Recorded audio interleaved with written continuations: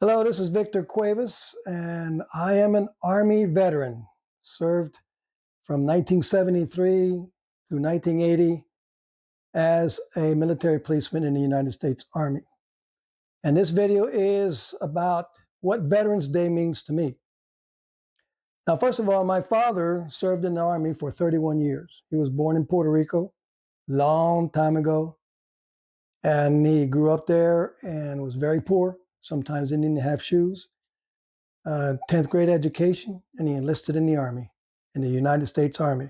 At that time, Puerto Rico was a territory, not a commonwealth like it is today, but a territory.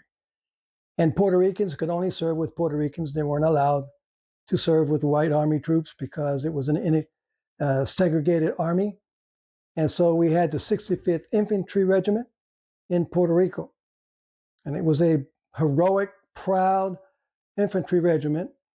And my father fought 3 years in Second World War with the 65th under Patton, North Africa, Italy, and on into Europe. And then he served in Korean War for a year, and then came back from Korea, survived all that. And I was born.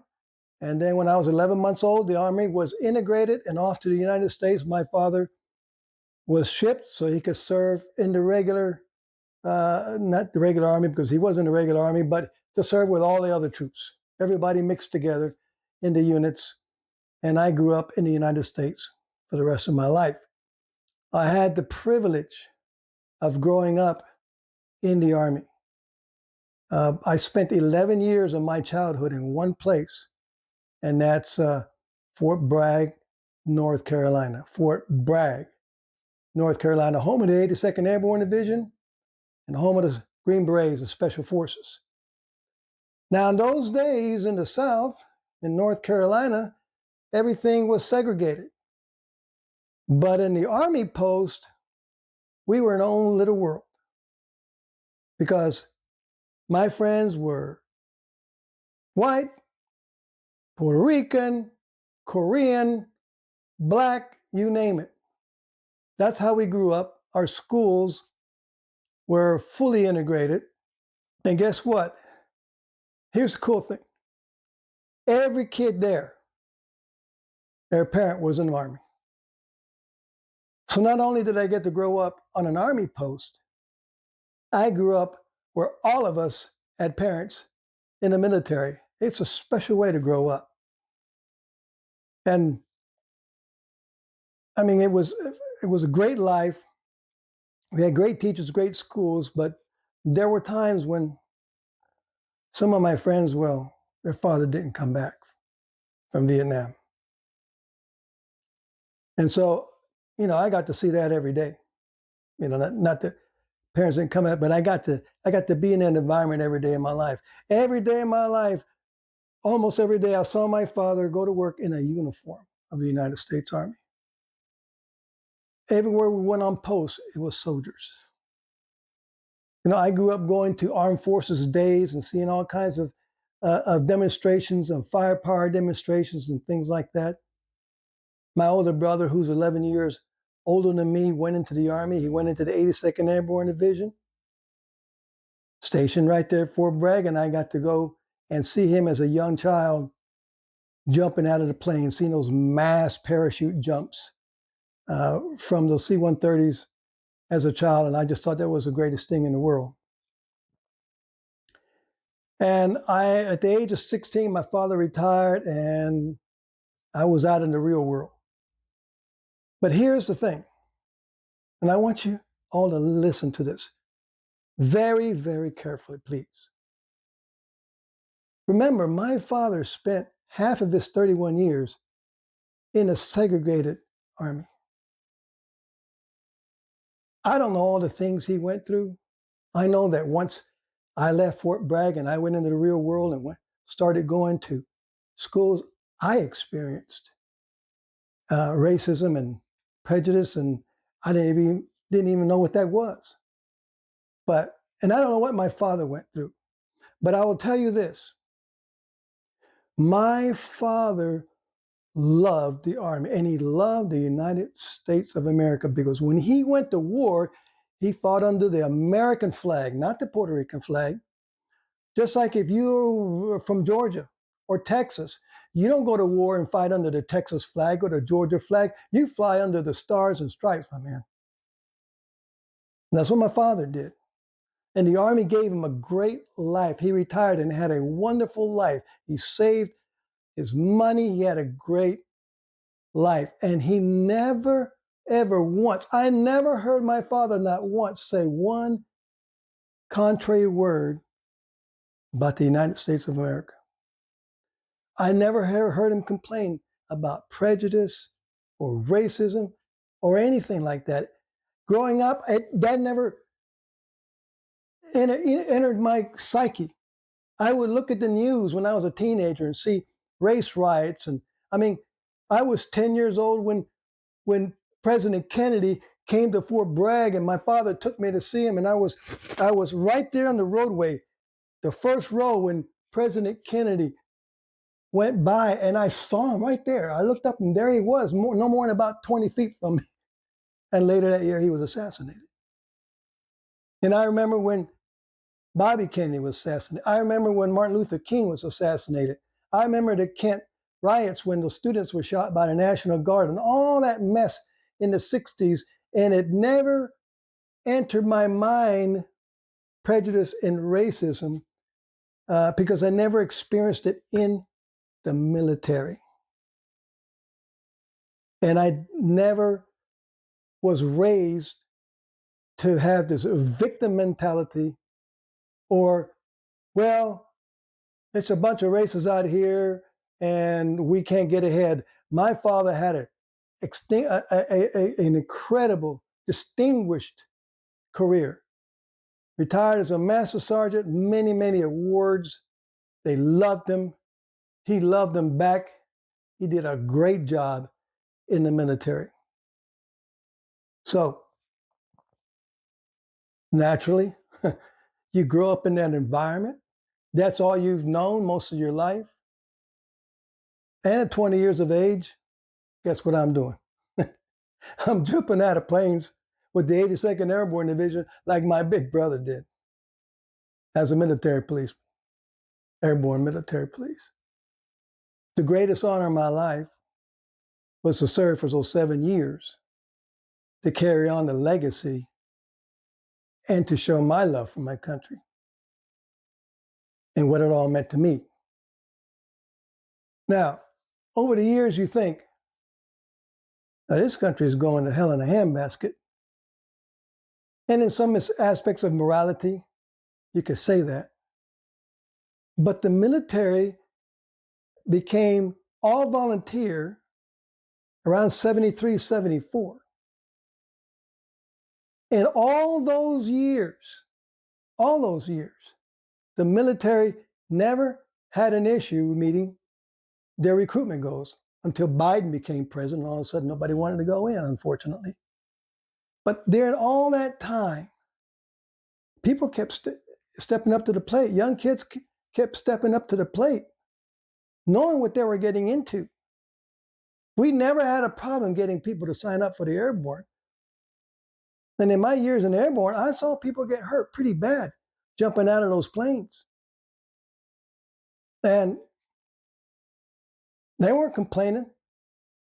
Just patch me up. I need to get back up in that plane. That's what they love to do.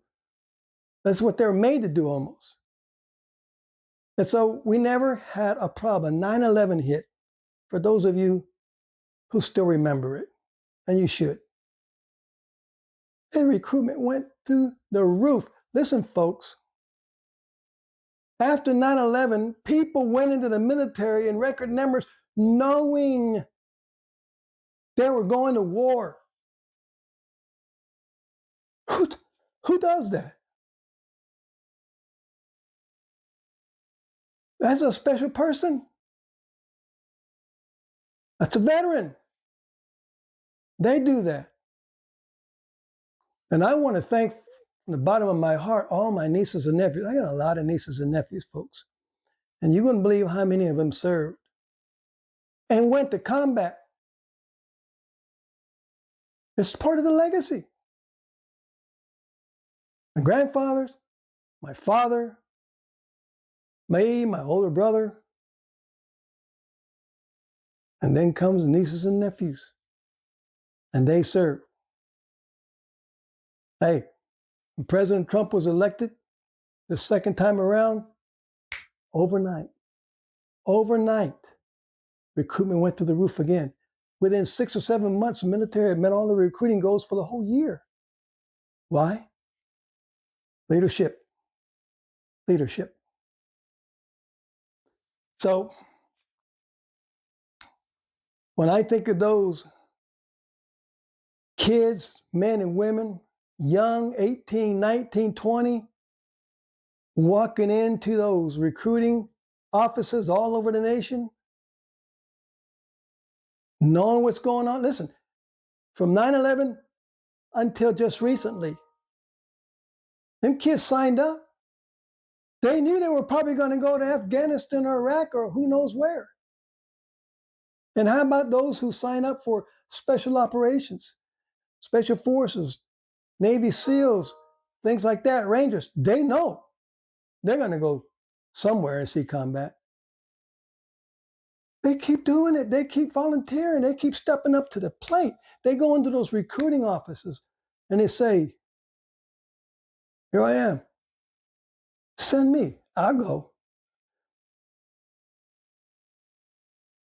I'll put it on this line for this country. As long as there are veterans, this country's going to be okay.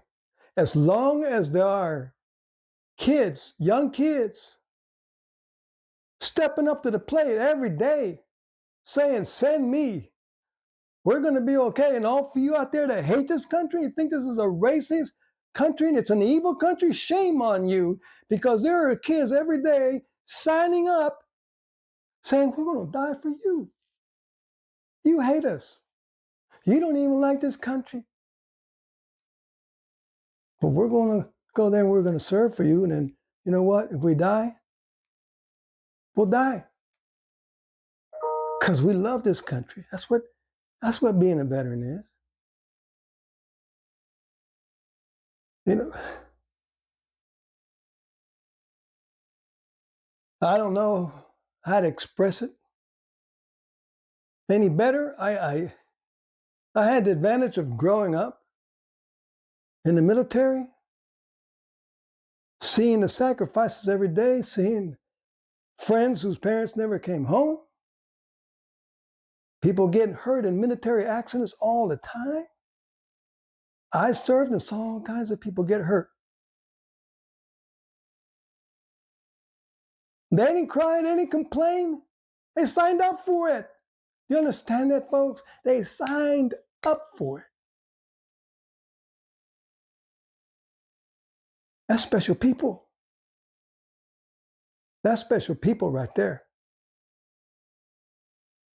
And we need to take care of our veterans. Now, God has blessed me, my health. I work hard, staying healthy and staying in shape. But man, we've got some veterans that laid it on the line. They're all messed up today. They're disabled. They've been disfigured.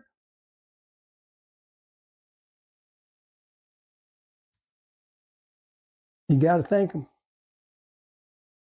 You got to realize what it means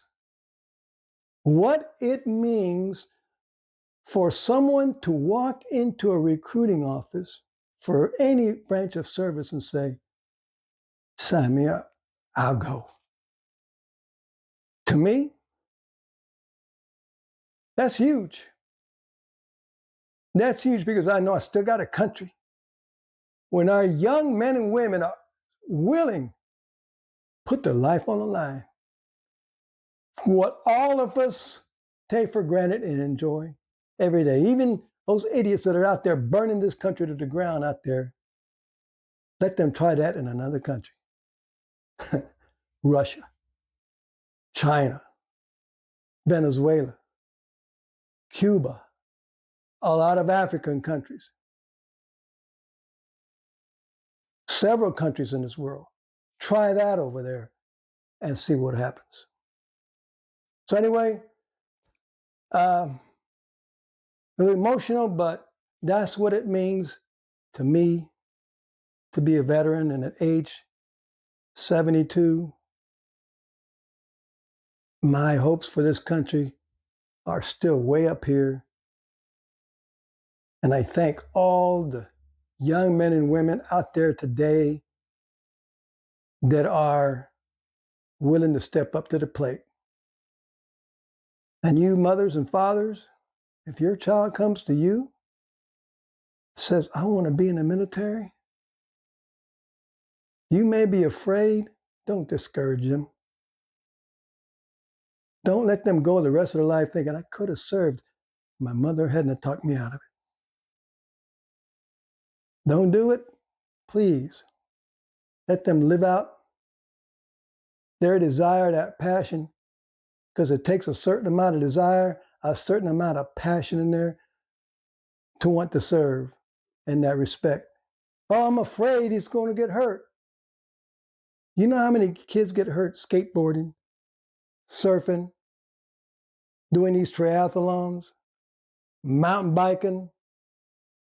They got these guys strapping on these fly suits and flying along these mountains, and every once in a while they'll smash right in there. People doing stupid stuff, jumping off or whatever. Say, watch this, guys. There are more people doing stupid things getting killed than people in the military getting killed. At least, if they get hurt or killed in the military, it's for a purpose. It means something. Instead of getting killed doing whatever. So, anyway, folks, that's it for me, Victor Cuevas, a proud veteran of the United States Army. God bless America.